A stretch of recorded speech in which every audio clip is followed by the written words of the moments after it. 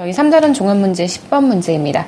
가에서 나에 들어갈 기본권에 대한 옳은 설명을 보기 위해서 고른 것은 가가 어떤 기본권인지 모르겠는데 이게 침해죄대요. 그 침해되는 사례를 봤더니요.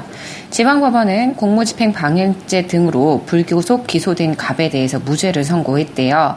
법원은 피고인에 대한 검거 절차 확인서가 없는 점을 비추어 볼 때 피해자에게 체포의 이해와 피고인의 변호인의 도움을 받을 권리가 있다는 사실을 알리지 않은 것으로 보인다라고 판시했다라고 이야기를 하죠.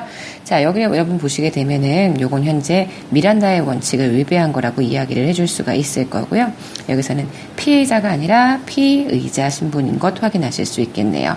그래서 피의자에게 체포를 할 때 걔가 왜 체포를 받아야 되는, 체포를 당해야 되는지, 그리고 변호인의 조력을 받을 수 있는 권리가 있다는 사실을 이야기를 해줘야 되는데 이게 이루어지지 않았다라는 것은 미란다의 원칙을 위배, 그래서 적법 절차의 원리를 지키지 않았기 때문에 현재 이 사람의 기소가 이 사람의 검거 절차에 문제가 있다는 걸 볼 수가 있습니다. 이건 현재 신체의 자유에 대한 부분들을 제대로 지키지 않았다라는 내용으로 보실 수가 있기 때문에 현재 이것의 침해 사례는 아마도 자유권적 기본권이 된다라고 이야기를 해줄 수 있을 것 같고요.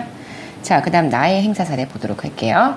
무슨 지역을 경제자율특구로 지정한 특별법이 국회에서 통과되었대요.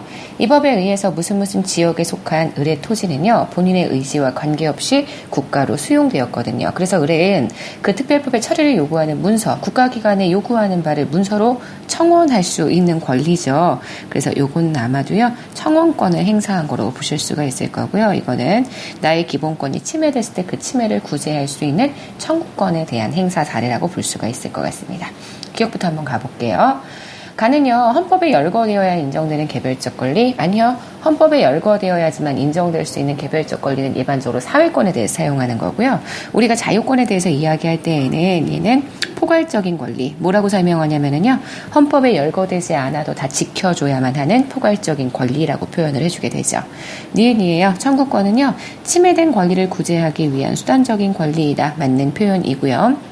디귿이에요. 나는요, 다른 기본권을 보장하기 위해 국가에 대해서 일정한 행위를 요구하게 되죠. 굉장히 적극적으로 요구할 수 있는 권리이기 때문에요. 적극적으로 요구할 수 있는 권리, 맞는 표현이라고 보실 수 있습니다. 리을이에요. 가는요, 국가에 대해서 인간다운 생활을 보장하는 권리, 요거는 보장을 요구하는 권리, 요건 사회권에 대한 설명이고요.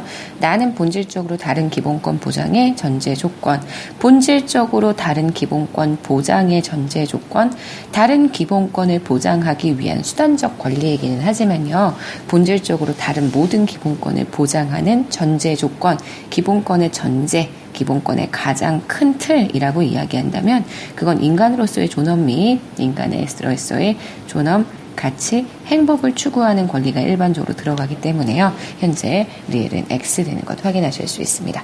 정답은 그렇다면 3번 니은 디귿 되는 것 보실 수 있을 거고요. 저희 10번에 대한 해설은 여기까지 진행하도록 하겠습니다.